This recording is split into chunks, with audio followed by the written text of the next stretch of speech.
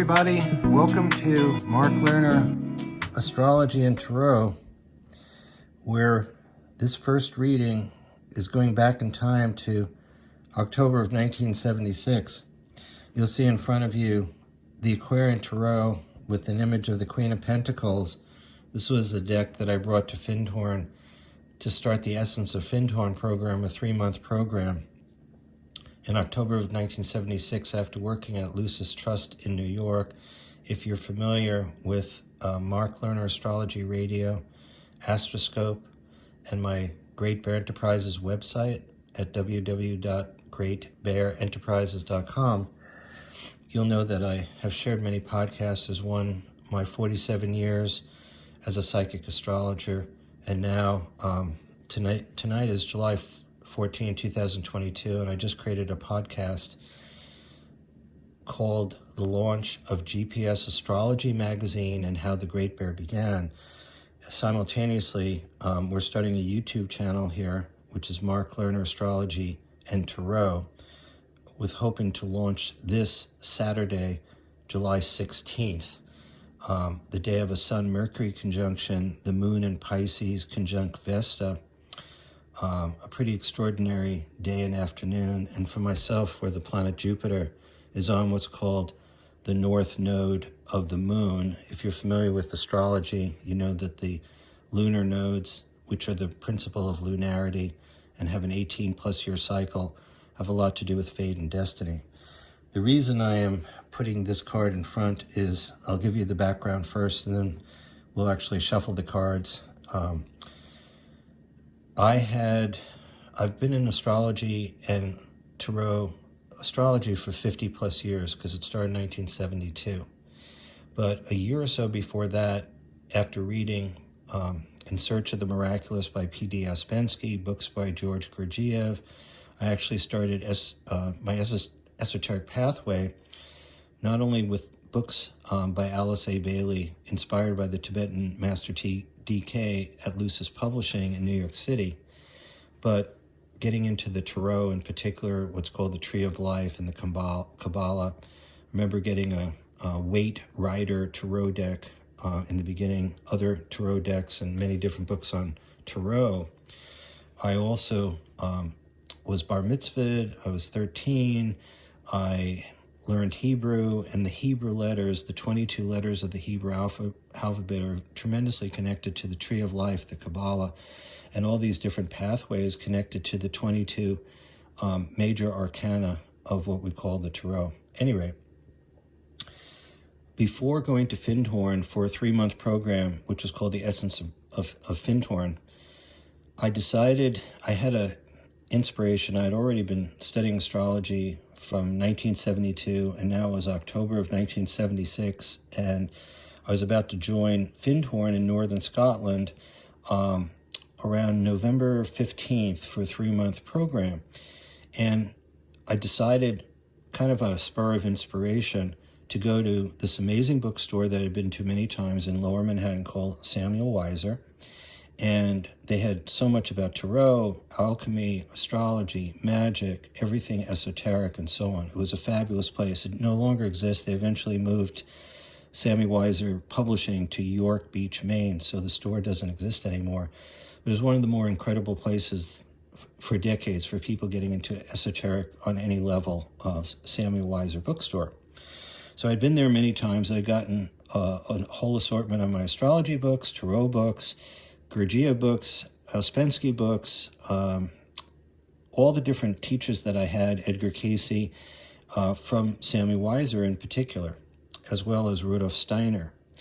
So I had this thought before flying over to Scotland. Actually, I was going to go to Amsterdam for the 3rd time. I'd been in Amsterdam in 1971 and 1973, and now it was 1976.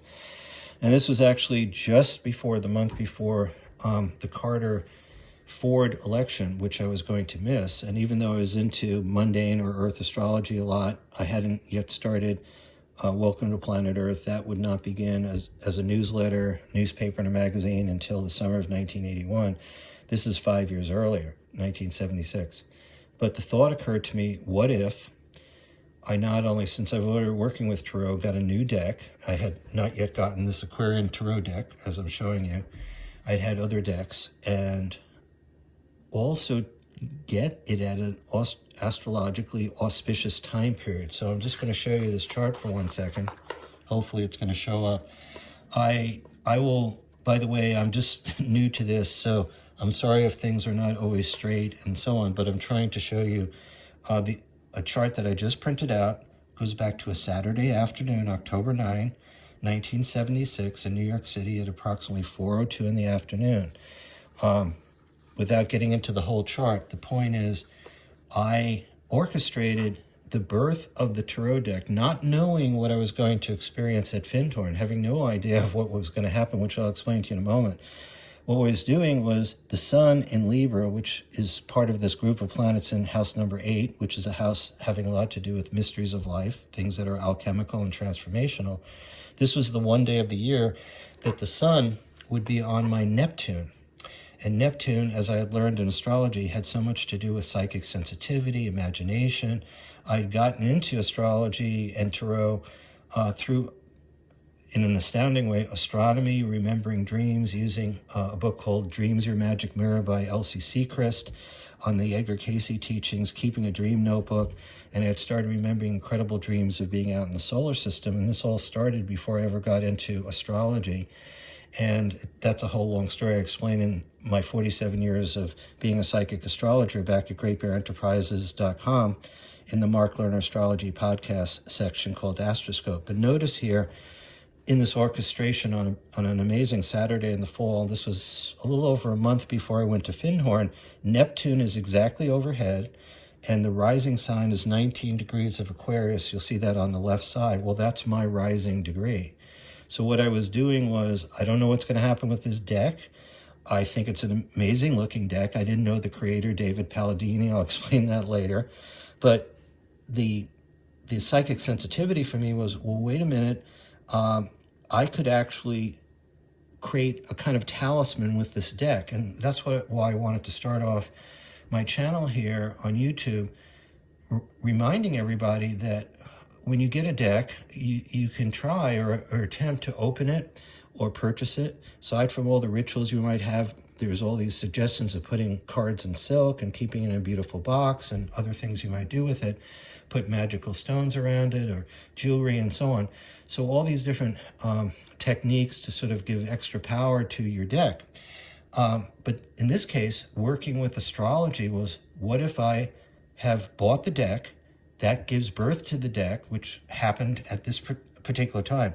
And you'll notice, for instance, in the second house of this chart, there's Chiron, which has a lot to do with the twilight zone, spirituality, keys that open doors to higher consciousness. The moon is conjunct the south node of the moon, which has a lot to do with fate and destiny. Plus, the moon is exalted in sign Taurus. Another thing, in the 8th house, aside from the sun in Libra being exactly on my Neptune, which only happens once a year, Mercury is in the last degree of Virgo, about to go into Libra, and you'll notice Jupiter, the largest planet, in Gemini, certainly a sign of communication, in the 3rd house, and Mercury is about to trine Jupiter. So there's other configurations in here as well that have a lot to do with what eventually did happen at Findhorn. Notice another big thing, the part of fortune, which is a synthesis of the sun, moon, and the horizon, is exactly in the 7th house of relationship and conjunct the largest asteroid Ceres. As many of you know, Eleanor Bach was my main female teacher, and she's the one who brought the 4 main asteroids, Ceres, Pallas, Athena, Juno, and Vesta, into the world in her hardcover book with that ephemeris in 1973. I used to go to her wonderful place in Chelsea, Lower Manhattan on 23rd Street. So many other students and myself were all there. At that time, I was only 23 years old. But at any rate, here's the chart. The part of fortune, which is a tremendously important part of astrology. And I just did a podcast recently about the true part of fortune in all of our charts. So this is pretty extraordinary. I haven't looked at this chart or printed it out in decades. So that's a little bit about it. You'll see Venus up in the 9th house, the whole strength of planets in house number 8. Ceres and the part of fortune also sextile to Uranus at 6 of Scorpio in this chart. And the moon is approaching its monthly polarity to Uranus as well. So a number of amazing things, and you'll see Juno, which looks kind of like a star with a cross next to the sun at 19 of Libra, was trying the rising degree, which again is my own rising degree because of how I orchestrated all this. There's many other things in this chart. So let me put it aside. And now, okay, this card, you'll see some of these cards have become really, really delicate because I bought the deck in 1976. The reason I have the Queen of Pentacles here is to give you an idea, and then we'll do a couple of cards to come out for this inaugural session. What happened was I got to Findhorn, I was part of this program, and Eileen Caddy, part of Peter Caddy, Eileen Caddy, and Dorothy McLean were the three main people who came to this area in Scotland at Findhorn back in November of 1962. And then Rock from Scotland arrived, and eventually David Spangler from the United States. And they're kind of the sacred five-pointed star having to do with the origins of Findhorn and growing enormous vegetables and all kinds of things connected to Davis and kind of the mysteries of the Celtic areas of the world. So I was fortunate to get going there. What I didn't realize was Eileen Caddy had given guidance and created many books over the years. I mean, a long period of time, because the community had been founded in November of 62, and I'm arriving in October of 76, almost 14 years later, and I'm coming with my understanding of astrology for, 4 years, and my getting into the tarot for 4 or 5 years, and I bring this particular deck. And what happens in the Essence of Findhorn program, which is at a place called Cluny Hill, it's in the town of Forres, within about 2 miles of the Findhorn community, which is, both areas are incredibly fantastic. So I'm at this place called Cluny Hill, and then I'm in this program, and it turns out that Eileen Caddy hasn't been giving out guidance or stopped giving out guidance, and she'd already published many books on spirituality. And suddenly I did a reading or two with these cards for a couple of people at Cluny Hill, and they decided to tell Eileen there's this guy, Mark Lerner, who has come from New York, and he has this amazing deck. And suddenly I got a note in my mailbox, Eileen Caddy wants me to come over to the caravan park to do a reading for her. Well, I'm incredibly astounded at that point. One of the main persons who has founded the community wants me to do a reading. So, of course, it was very intimidating. At any rate, I went over with the deck. She was at one of the caravans at the caravan park. We did a session. It was a wonderful couple card reading. I don't remember exactly what the cards were, but it fostered an incredible relationship and eventually connected me to Peter Caddy, her husband. And over the next couple of years, I became a member of the community. And several other people I did readings for, eventually for a woman named Joy Drake, who went on to create with her friend Kathy Tyler what's called the Transformation Game, and also angel cards. Part of the backstory to all of that is Joy was in the education department. She, again, heard that I had done a session for different people, as well as Eileen Caddy. So she said, hey, will you do a reading for me? Anyway, again, we used this particular deck, the Aquarian Tarot, in her room. She said, you got to get me one of these decks. And after the 3-month Essence program in the beginning of 1977, I went back to New York City, and I went back to Samuel Weiser, and I got her a deck. And then I flew back to Findhorn, and I handed her a deck. And she started playing around with that deck. Later on, she and her colleague and her friend wound up creating I might have said medicine cards. I meant to say angel cards. I think it's like 40 some odd little angel cards. And you may know that years ago when the angel cards came out with the little box and their keynotes, became one of the biggest metaphysical sellers in the United States. This is back in the early 80s, whenever angel cards came out. And eventually the Transformation Game, which became larger than life at Findhorn. So in an odd sort of way, these tarot cards and the Aquarian Tarot by David Palladini wound up partly through my just bringing the deck, having the intuition of choosing a really powerful time, which is the birth of the deck, with the sun on my Neptune once a year, Neptune overhead, choosing Aquarius rising, which is my own rising sign, and all these other things. So the deck is not just a deck, and it's not just the beauty of all these cards, but it wound up going to this community. I didn't realize what it was going to be, but now for the first time I'm sort of sharing the backstory. Anyway, the Queen of Pentacles came up many different times, particularly when I joined the community. There was a process by which, since I wasn't supposed to be a Findhorn member, the people who were part of this Essence program, the goal was, hey, experience Findhorn and all its education, learn what's going on in this community, and then go out to the world. And it was only myself and one or two other participants. Somehow we felt we should be a member, and we needed to apply for it. It basically came down to a meditation with people who were in the core group. There was a meditation, and we all tuned in, because it wasn't as if there had to be an application. It's somewhat needed to give my reason of why I felt I wanted to stay, at least for a couple of years. And it was very important that I did stay. Eventually getting married. My first daughter was born in Inverness, Gabrielle Marie, in 1979. And so it was important for me to be a member of that community for several years between 1976 and 1979. And that's where I created what was the first Great Bear Journal during the same time period that my eldest daughter was born, in the summer of 1979. And then it was 2 years later when Katya was born, my second daughter, that I began Welcome to Planet Earth in Amherst, Massachusetts, which had a 20-year run. And that's when I started what's called the Daily Cosmic Calendar, which is now an app called Astrology Cosmic Calendar with a K, that all of you can get free 1 day at a time for your iPhone or Android phone, or for pennies a day by subscription. So again, that's called Astrology Cosmic Calendar. Okay, so what I'm going to do here, this particular card has a lot to do with what I call my guardian angel. I had an out-of-the-body experience when I was 22 years old, right 4 days before my 22nd birthday. And that's what led me into getting into astrology. It's all part of, in the podcast, my 47 years as a psychic astrologer back at Great Bear Enterprises in the Astroscope section. Well, let me put the card back in, and just going to do a spontaneous reading here. I'll do 3 cards. Anything could come up now that you know a little bit of this background. Oh, by the way, let me stop for 1 second.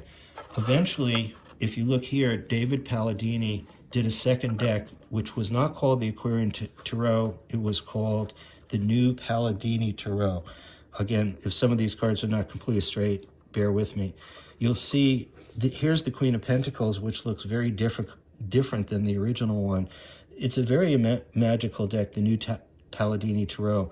And one other little thing about it is, when I got back to New York after the wild and sort of magical experiences of doing these readings for Eileen Caddy, Joy Drake, and so many other people who were very inspired by these cards, what happened was I looked up, where does David Palladini live? It turns out he was actually living in New York opposite the the Metropolitan Museum of Art.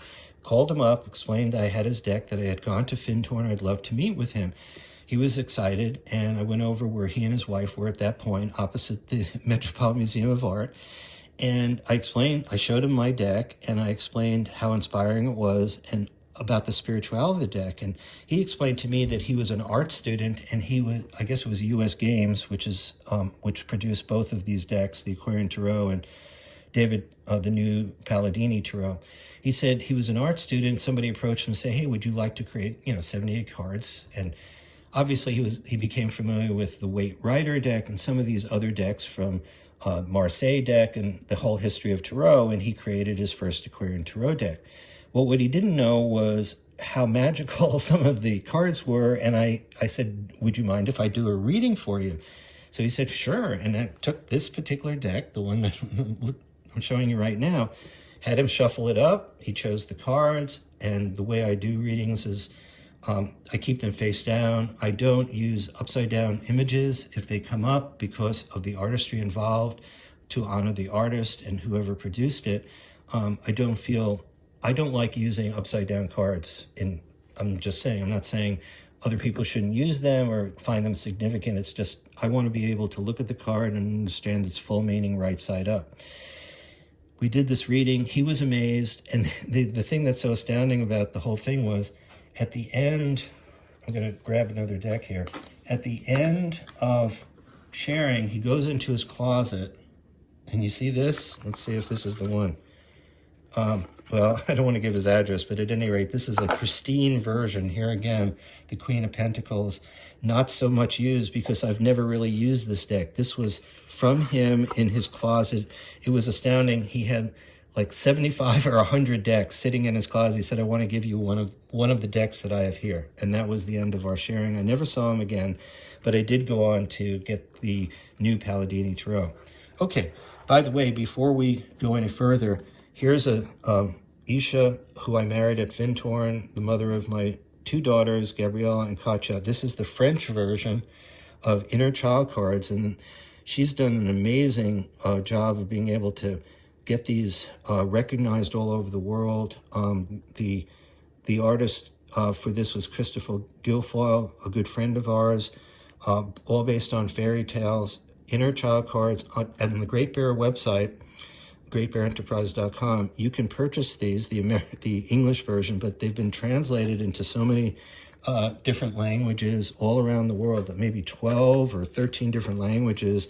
These were all created about 30 years ago by Bear and Company. So notice it also says the collection, Findhorn collection here. Okay, and also I was fortunate to then create Baseball Tarot with Laura Phillips. This was created around 1999 after 10 years. Through Workman Publishing, I had a job creating 12 sun sign calendars from Aries through Pisces with them. And I had this inspiration one day, and Laura was in the store, Paralandra, an esoteric store, and we stood there for 2 hours. I was born in New York, so was she. She was a New York Mets fan. I was a New York Yankees fan. It took us 10 years to be able to come up with Baseball Tarot. This is also on the Great Bear website, although an unfortunate thing happened where 15,000 of these copies, which were in a storage unit in Wisconsin, were destroyed. So I have like the last 8 or 9 copies of Baseball Tarot. They're for sale back at Great Bear Enterprises for $49. That includes the mailing cost. It's an incredible tour de force. And again, the Inner Child cards have an astounding history. Again, they're all over the world in different languages. You can also purchase these from the website at greatbearenterprise.com. Okay, so let's do a little session here on the fly as the launch of Astrology and Tarot, Mark Lerner style. I don't know what's going to come up. So just doing the dynamic here at this particular point. We'll just see what happens and choose 3 different cards. We're also launching GPS Astrology, an online astrology and metaphysical magazine. We're making the announcement July 16th here, and it's going to start August 11th at the full moon of Leo and Aquarius. So hopefully you can all see these cards. Again, I'm learning here how to do all this. This is very new for me. So we'll start with card number 1. The 8 of Swords. So for me, this represents swords have a lot to do with tension. Even for me in starting all this, I feel very close. As I mentioned before, I had an experience of guardian angel at age 22. What I sense here, at least for myself, and maybe this has a lot to do with what's happening in the world at this moment, so many of us feel we have this blindfold on, and swords have a lot to do with consciousness, with society, with the tensions that we're all experiencing. So she's not only bound, certainly for every male, this would represent one's anima or inner male, feminine side, the surrounding swords, the clouds and all that. Even these marks down here, these particular black energies coming up, that she's sort of consumed with this. For me, the way I relate it to myself, first of all, 8 is a power number. A couple of years ago, I was going through a numerological 8 cycle, hoping for a lot of good things to happen, particularly on a financial level and a business level, because as many of you know, the number 8 has a lot to do with empowerment, and particularly with business. Among other things, it's also, of course, a very spiritual number. And it's also a number of death and rebirth and transformation, like the 8th house of a chart, plus the sign Scorpio. But that was the year that COVID came in after 2019, coming through America and all around the world. So there was a lot of tension, and I feel the last couple of years have been a real challenge for me to find what I need to do and sort of tap into that feminine energy that decades ago, when I had the out-of-the-body experience of my guardian angel back in 1972, leading into astrology, tarot, and esoterics, eventually Lucis Trust, Lucis Publishing Company, going to Findhorn, creating Welcome to Planet Earth, all the different things that are now happening, the cosmic calendar, podcasts, and so on. So to me, this card, again, I shuffle the deck. I haven't even been using this deck. It just sort of is there as a testimony to what happened. So this is the first time I've actually done a session with it in a long time. So I sense here, this is kind of like where I'm coming from. As many of you know, if you do a 3-card reading, it could represent anything, but obviously past, present, and future, we've got 3 cards. So for me, this represents, don't know always what's going to happen with YouTube. This is just a beginning. Many people told me a long time ago, hey, Mark, you need to be on YouTube and do astrology, tarot, numerology. It'd be a great setup for you. And I didn't do it, but I have done now 99 podcasts, and I felt really good about that. So here we go. The middle card of the reading is the Ace of Swords. So this is sort of how I did the work at Findhorn, and when I do readings, what I like to do, and maybe it's my own Neptune, Aquarius, that I have Uranus not moving at birth, the Sun in Pisces and Mercury in Pisces. I like to tell a story. So what I do when I do readings is I keep whoever chooses them, in this case I chose them myself, keep them face down, whether it's 3 cards or 1 card or 7 cards or whatever it may be. So I don't know what the 3 cards are going to be, but I know that the first position is kind of where I'm coming from, or where any of you are coming from as you're looking at this reading. And I'm sure a lot of you can relate, if you're a woman, physically and tangibly, to all these swords, the storm clouds, the black energies below. We often feel at this point, we have a blindfold on, we're trying to see what to do in our consciousness. We're trying to grasp a hold of the intellect and our mind, which the sword represents, and through communication. So here, amazingly, 2 yellow roses, the Ace of Swords. Remember the whole idea of King Arthur and the sword and the stone, that whole image, which was very strong, of course, in Scotland, where I was fortunate to be, England and Scotland. I spent a lot of time in England as well as Scotland back in the 1970s. So here we have the Ace, which is, whether we call it the sword and the stone, the magical energy of the mind, of enlightenment. And we see not 8 swords and a blindfolded woman with rope around her with all of this uncertainty, but now we have the birthing energy. Now there's still these rocks or black areas, but out of that are coming the 2 beautiful flowers surrounding the sword that's available. So at any rate, this would represent this moment. What's interesting also, Christopher Guilfoyle, in creating inner child cards, put Isha, Lerner, myself, and our 2 daughters into those cards. And the card that he made me in the image is the King of Swords of that particular deck. So I find it ironic and interesting, or synchronistic, that this card shows up. Okay, so again, there are no major cards here, but this is a beautiful card, because whenever this comes up, this is kind of I think when you look at it, the 8 of Pentacles, you'll get a sense of carpentry, of somebody who's looking at a mallet. He's got tools in his pocket. There's a sense of sensitivity in how he's looking at this. He's already, in a sense, created 8. Remember, again, we started with the 8 of Swords. Now we got the 8 of Pentacles. In between, we have the Ace of Swords. So, as I said at the beginning, I was in an 8-year 3 years ago. Now I'm in a 1 cycle. This has to do, as you know, if you know numerology, you add the digits of your month and your day to the current year. So now I had to shift through a 9-year, which was in 2021, and 2022, I'm in a 1 cycle. However, I started by saying I didn't know that the 8 of Pentacles was going to show up, but that a couple years ago, I felt pretty trapped in the feminine side, my creative side, and certainly for all of society, if we think of Mother Earth and Mother Nature, the climate problems, now what's coming up with Roe versus Wade in the United States, all the uncertainty for women. That first card, I think, says so much about the accumulation of tensions regarding the feminine principle, and I know I experienced it tremendously. And now, in starting the YouTube channel, the fact that Christopher Guilfoyle had put me into the inner child cards, at least my facial image, which he did so well, as the King of Swords, and now the Ace of Swords comes up, not showing me as a personality, but the principle of the power of the mind, the power of the intellect, the strength, the flowers. That to me says a whole lot, and that at the center, in the now, we've got the Ace, which is the root point of everything having to do with swords, communication, the power of the mind. But now we shift into the realm of the physical.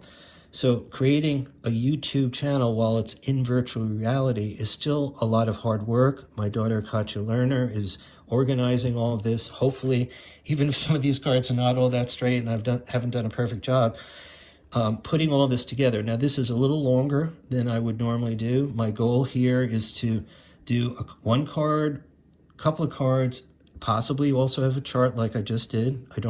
Might not always have a chart. Sometimes I might just do a chart and not tarot. I might add something that has to do with numerology or something completely different. At any rate, what I like is the fact that we've gone from one 8 to another 8. We've gone from the mind and thinking and communication and the tensions, and by using the sort of fundamental gift of the Ace of Swords, the power of the mind itself to be centered and grounded, with the beautiful flowers coming through, which show the potential of growth and evolution, we wind up with the Carpenter image. We notice that the sky is now blue and white. It's some of the cloudy with threatening energies have disappeared. There's no black cycles in the lower part of the chart, so that's completely gone. And we see sort of the idea of the craftsperson with the tool, with the creations that have already happened. And again, having in his pocket these other tools, I find it as a very beautifully, sensitively drawn image, and certainly speaks to me as the male side. So we have the feminine, which for me, again, would be the anima for me, feeling blocked over the last couple years, the new beginning of the Ace of Swords, and the beauty of the Eight of Pentacles. Again, a lot of this it's not a major card necessarily. It's saying there needs to be a lot of hard work. And putting all this together, particularly my daughter's help, Katya Lerner, for both the Great Bear Enterprise website, the podcast, the Cosmic Calendar app that she's created, as well as GPS Astrology magazine that's about to start August 11th at the full moon of Leo and Aquarius, and now this YouTube channel. So let's see, what have we done? 30 minutes, something like that. I'm going to end here. I really appreciate everybody tuning in. Please do subscribe. Tell your friends. There'll be so many other things that are going to happen here, and sometimes there'll be 1 card, 2 cards, 3 cards, might be more, possibly a chart, adding some numerology and so on. So I'm eager and excited to be a part of YouTube, and I hope you'll join me on this journey. Thank you very much. Love and blessings to all of you. Bye for now.